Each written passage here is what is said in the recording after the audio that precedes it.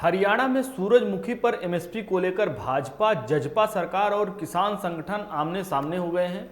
कुरुक्षेत्र में किसानों ने कल सोमवार दोपहर 2 बजे जम्मू दिल्ली नेशनल हाईवे जाम कर रखा है। कल शाम से ही किसानों ने हाईवे पर रात भी गुजारी है।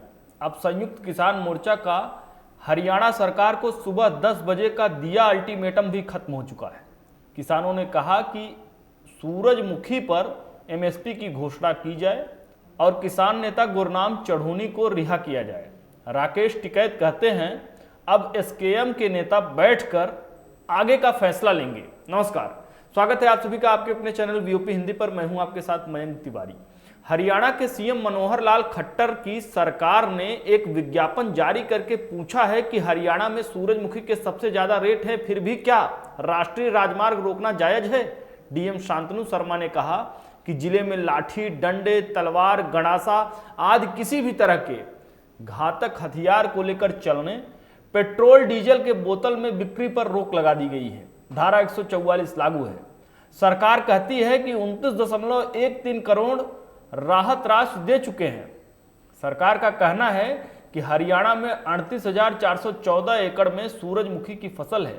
8,528 किसानों को भावांतर योजना में प्रति क्विंटल 1,000 रुपए की अंतरिम राहत राशि दी जाती है। अब तक 29.13 करोड़ की राशि दिया जा चुका है। हरियाणा में मार्केट रेट में 4,900 और 1,000 रुपए सरकार की तरफ से, यानी सूरजमुखी का प्रति क्विंटल रेट 5,900 रुपए मिलता है।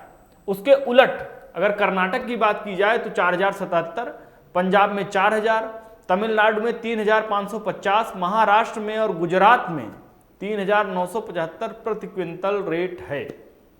सरकार ने इसे सूरजमुखी की बिक्री की सच्चाई करार दिया है। अब आइए बिना देरी किए सूरजमुखी की एमएसपी से जुड़े विवाद को 5 बिंदुओं में समझते चलते हैं। पहला बिंदु समझिए, बातचीत विफल रही तो हाईवे जाम किया गया।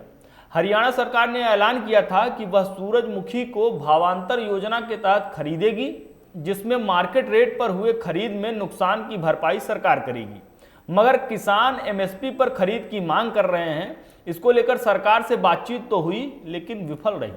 इसके बाद 6 जून को किसानों ने जम्मू दिल्ली नेशनल हाईवे को जाम कर दिया। दूसरा बिंदु समझते चलिए, पुलिस ने लाठीचार्ज किया। चढ़ूनी समेत 150 नेता हिरासत में लिए गए। हाईवे जाम होते ही उसी दिन पुलिस ने हाईकोर्ट के ऑर्डर लाकर 15 मिनट में जाम खोलने को कह दिया। किसान नहीं माने तो पुलिस ने जमकर लाठीबाजी की। किसान नेता गुरनाम चढ़ूनी समेत 150 लोगों को अरेस्ट कर लिया गया। 700 किसानों पर केस दर्ज किया गया। पुलिस ने हाईवे खुलवा भी लिया।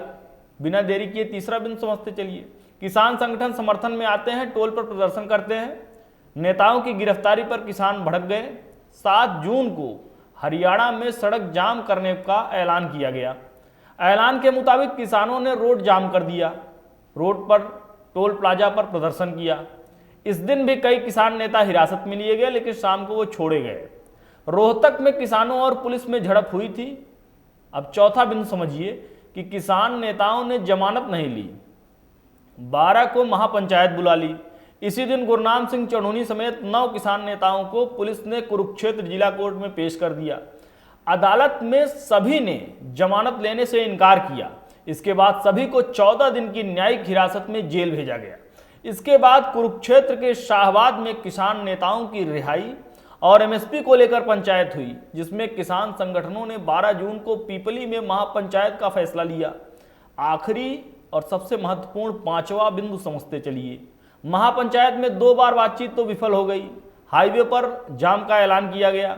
सोमवार यानी कल 12 जून को कुरुक्षेत्र में किसानों की रैली होती है, जिसमें हरियाणा के अलावा पंजाब, राजस्थान, हिमाचल प्रदेश, उत्तर प्रदेश, उत्तराखंड समेत कई राज्यों के किसान नेता और खाप प्रतिनिधि पहुंचते हैं।